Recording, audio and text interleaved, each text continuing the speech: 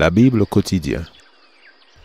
Une série de méditations inspirées de l'ouvrage du pasteur Israël Leito, publié en octobre 2007 par la maison d'édition interaméricaine. Fais-moi entendre dès le matin ta bienveillance, car je me confie en toi. Fais-moi connaître le chemin où je dois marcher, car j'élève à toi mon âme. Psaume 143, verset 8.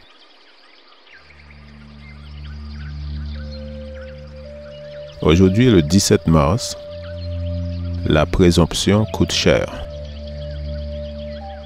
Verset approprié, Josué 7, verset 8.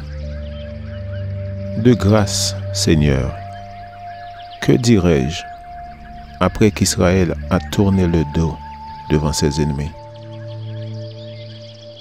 La présomption est et a toujours été l'une des grandes causes de défaite dans la vie de bien des chrétiens, plus encore dans la sphère spirituelle.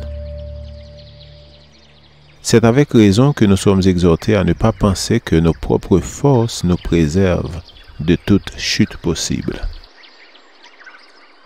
La Bible invite instamment les enfants de Dieu à faire preuve en toutes choses d'un esprit d'humilité. Le présomptueux qui croit n'avoir besoin de rien, qui a tant de confiance en soi, est le candidat destiné à un cuisant échec. Le pécheur est arrogant, car il pense qu'il ne lui arrivera rien. Aucun pécheur ne s'écarte du bien pour glisser vers le mal en pensant qu'il lui arrivera quelque chose pour prévenir la faute, ou que le péché commis, on va le découvrir et le punir. Il se voit en surhomme. Par contre, l'homme humble sera conduit à vivre en pensant sans cesse à sa relation avec Dieu, aux conséquences de ses actes et à leur effet sur autrui. Le saint est toujours conscient de ce que son comportement peut entraîner pour son prochain. En décidant de s'emparer des objets frappés d'anathème, Achan agit par pur égoïsme. Il ne pensa pas au mal qu'il faisait au peuple de Dieu. Cependant, Achan ne fut pas le seul qui pécha, car les Israélites furent présomptueux en pensant qu'ils remporteraient facilement la victoire sur la petite ville d'Aï. Ils venaient de prendre Jéricho, une cité beaucoup plus importante et mieux fortifiée. La servante du Seigneur écrit: la grande victoire que Dieu venait de donner à Israël l'avait rempli de confiance en lui-même.